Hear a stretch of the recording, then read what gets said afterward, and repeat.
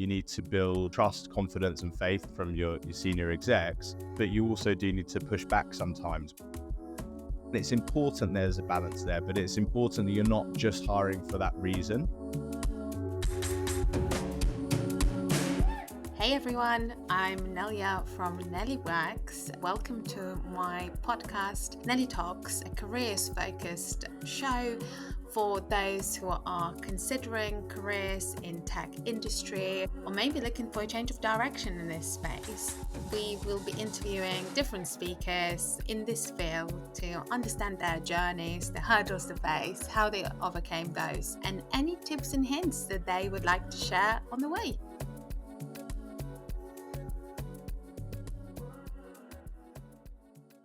Today we have Chai on the podcast with us. Please introduce yourself to our audience. Yeah, hey guys, my name is Chai, head of sales at a company called Cygnetise. Been in sales for over a decade now. Yeah, really excited to be on the podcast. Very excited to have you. Chai, I know you've actually started in recruitment. Yeah. How did you go from recruitment and moving into sales? It's an interesting career path.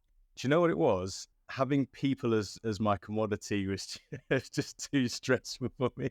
I worked for a really good company. My boss at the time moved and she kind of just said, look, Chai, I think you'd be really good in a role that we've got. It just kind of felt really natural. It's always easier to land somewhere when you've got somebody above you who really trusts your ability. You kind of feel confident going into it and just feeling as if I could really kind of learn from the person who was bringing me across and have that trust in my skill set, really. And do you feel like having that strong leadership is important at the start of your sales career? Without a shadow of a doubt. I know for sure my 7 years without Hubble, without the leaders that I had, I wouldn't be able to make the steps up that I have. Growing up, did you always know kind of through, school, when you started thinking about jobs that you wanted to do something kind of obviously initially in recruitment, then sales? Or did you have kind of different aspirations altogether?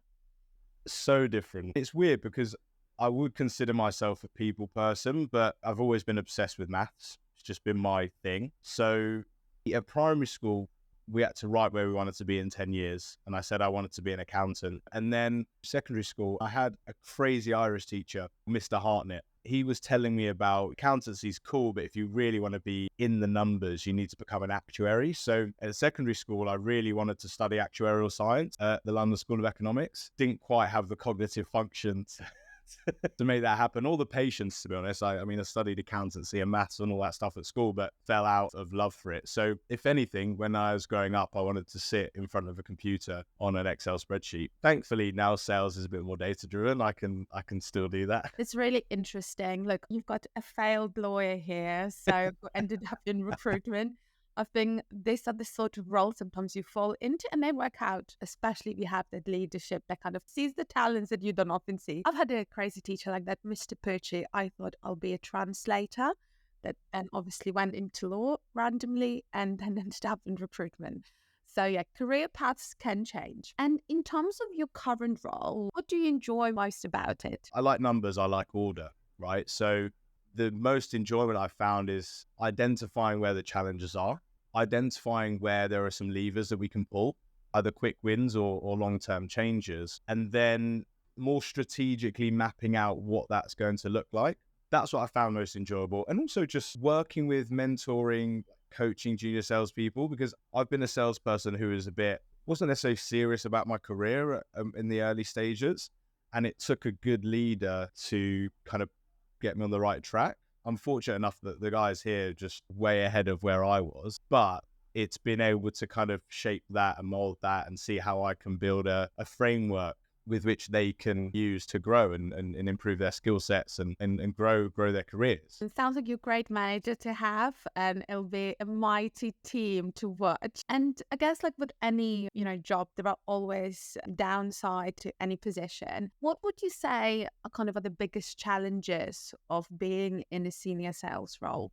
I'd say the first thing is short term versus long term. How do you balance your priorities? In any VC funded startup, you raise, you grow, you raise, you grow, you exit. So you're always on that roller coaster of needing to grow revenue, but you've also got a long term vision for the business, and try to find that balance and use your time effectively is really important. And then the second thing is managing up as well as managing down. How do you protect your team and, make sure they know what they need to know, but they can focus on their day-to-day roles?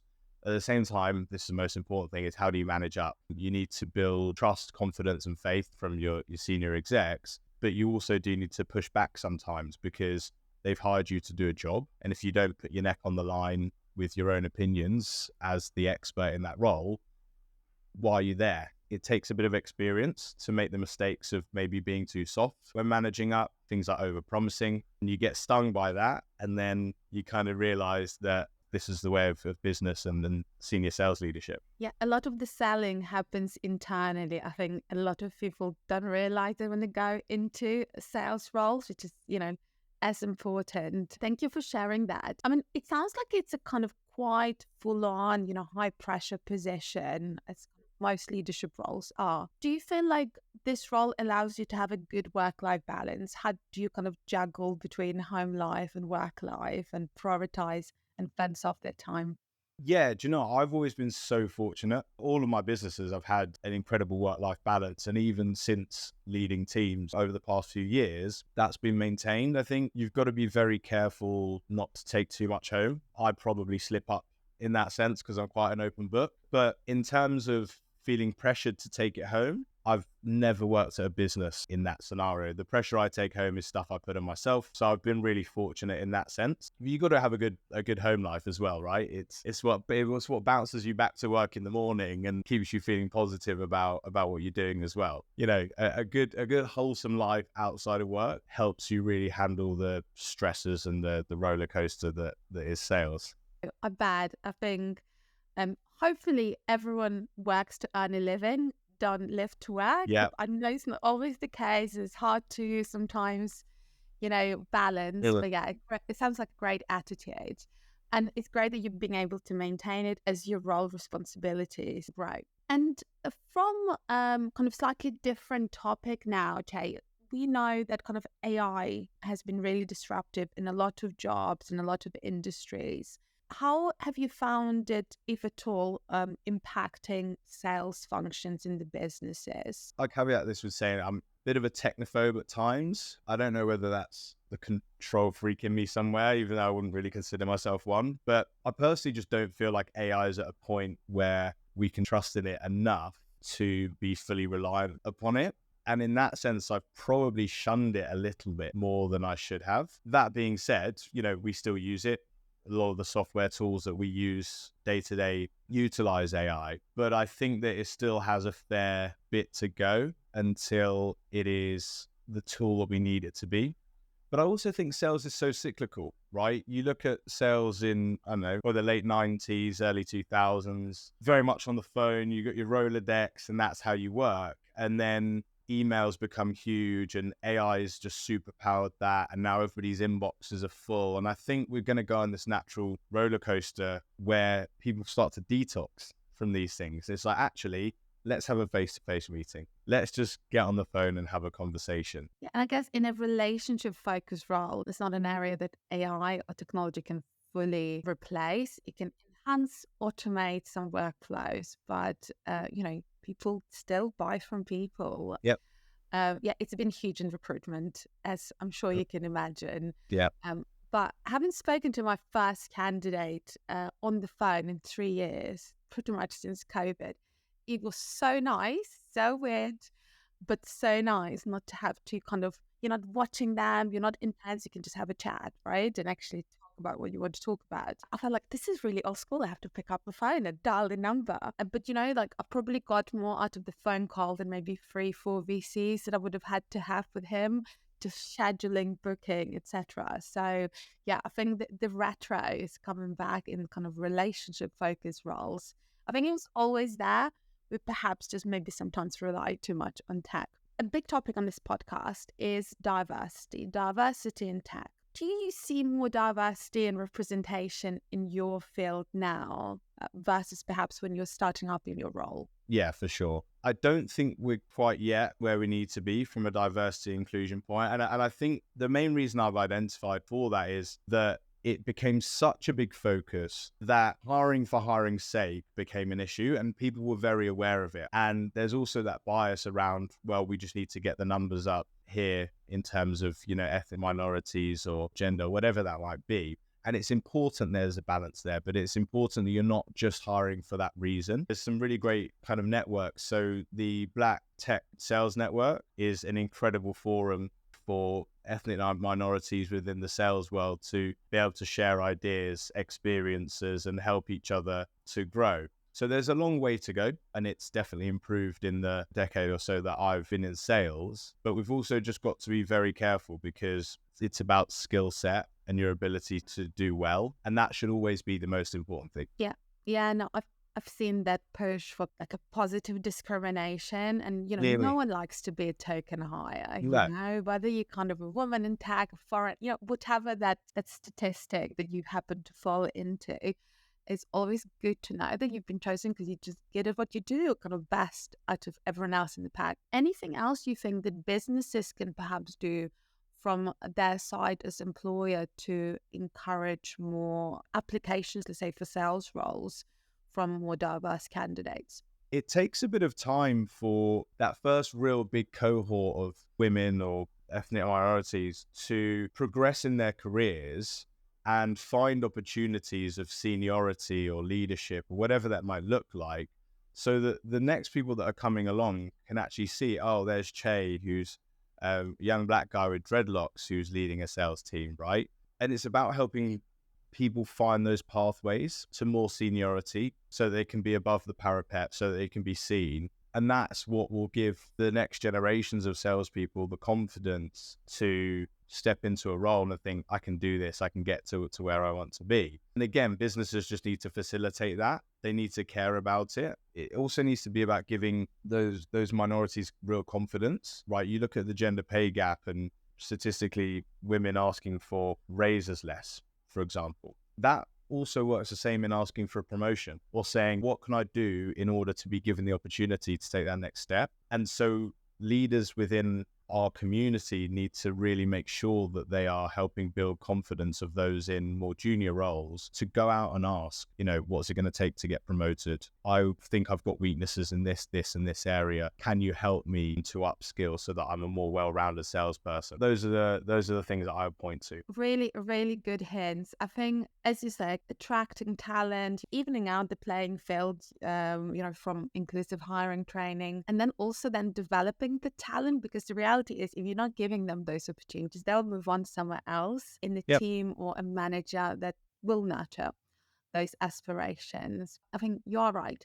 Seeing the likes of yourself, people who sound, look like you in the leadership roles, does help people to have that confidence. So, we do see drop off when it comes to diversity from ICs to senior leadership. So it's businesses who invest in that will ultimately win. More diverse teams perform better.